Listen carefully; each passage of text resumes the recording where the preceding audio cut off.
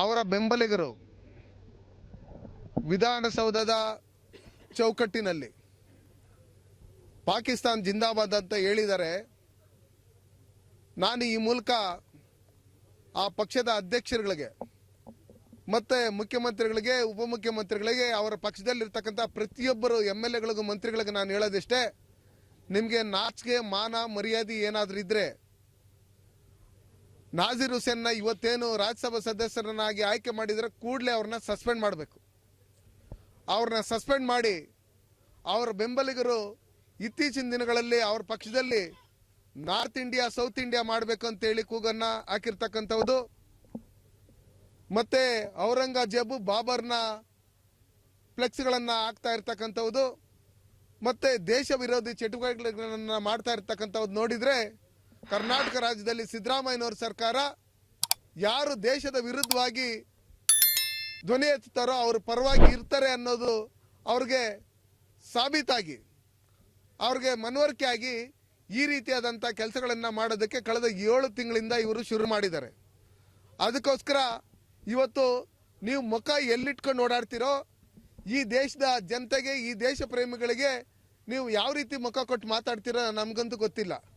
ನಿಮಗೆ ಮಾನ ಮರ್ಯಾದೆ ಇಲ್ಲ ಅಂತ ಹೇಳಿ ನಮಗೆ ಈಗಾಗಲೇ ಗೊತ್ತಾಗ್ತಾ ಇದೆ. ನೀವು ದೇಶದ ಜನತೆನ ಕ್ಷಮೆಯಾಚನೆ ಮಾಡಬೇಕು. ಆ ಪಾಕಿಸ್ತಾನದ ಜಿಂದಾಬಾದ್ ಅಂತ ಹೇಳಿರ್ತಕ್ಕಂಥ ಏನು ಈ ನಾಜೀರ್ ಹುಸೇನ್ನ ಬೆಂಬಲಿಗರು ಪಾಕಿಸ್ತಾನ ಏಜೆಂಟ್ಗಳಿದ್ದಾರೆ, ಅವ್ರ ಮೇಲೆ ಕಾನೂನು ರೀತಿ ಕ್ರಮ ಕೈಗೊಂಡು ಅವ್ರನ್ನ ಈ ದೇಶದಿಂದನೇ ಗಡಿಪಾರು ಮಾಡಬೇಕು ಅಂತ ಹೇಳಿ ಈ ಮೂಲಕ ನಾನು ಒತ್ತಾಯ ಮಾಡ್ತಾ ಇದ್ದೀನಿ. ಈ ಪಾಕಿಸ್ತಾನಿ ಏಜೆಂಟ್ಗಳು ಏನಿದ್ದಾರೆ, ಈ ದೇಶದ ನೆಲ ಜಲ ಪ್ರತಿಯೊಂದು ಸವಲತ್ತುಗಳನ್ನು ಪಡ್ಕೊಂಡು ಈ ದೇಶದ ವಿರುದ್ಧವಾಗಿ ಮಾತಾಡ್ತಾ ಇರ್ತಕ್ಕಂಥವ್ರು, ಈ ಧರ್ಮದ ವಿರುದ್ಧವಾಗಿ ಮಾತಾಡ್ತಾ ಇರ್ತಕ್ಕಂಥವ್ರು ಈ ದೇಶದಲ್ಲಿ ಇರೋದಕ್ಕೆ ಯಾವುದೇ ರೀತಿಯಾದಂಥ ಅರ್ಹತೆ ಇಲ್ಲ. ಅವ್ರನ್ನ ಕೂಡಲೇ ಅವ್ರಿಗೆ ಕಾನೂನು ರೀತಿಯಲ್ಲಿ ಕ್ರಮ ಕೈಗೊಂಡು ಅವ್ರಿಗೆ ಕಾನೂನು ರೀತಿಯಲ್ಲಿ ಶಿಕ್ಷೆಯನ್ನು ಕೊಡಬೇಕು. ಇನ್ನು ಮುಂದೆ ಈ ತರ ಆಗದೆ ಇರತಕ್ಕಂಥ ರೀತಿಯಲ್ಲಿ ಎಚ್ಚರಿಕೆ ವಹಿಸಬೇಕು ಅಂತ ಹೇಳಿ ಈ ಮೂಲಕ ನಾನು ಒತ್ತಾಯ ಮಾಡ್ತೀನಿ.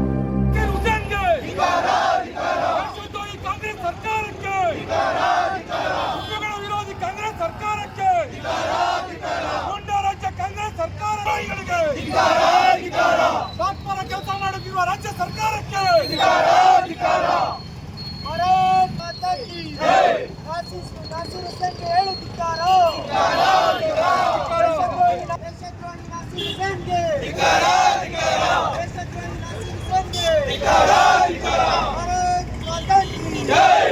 ವಜಾಗೊಳಿಸಿ ವಜಾಗೊಳಿಸಿ ವಜಾಗೊಳಿಸಿ ವಜಾಗೊಳಿಸಿ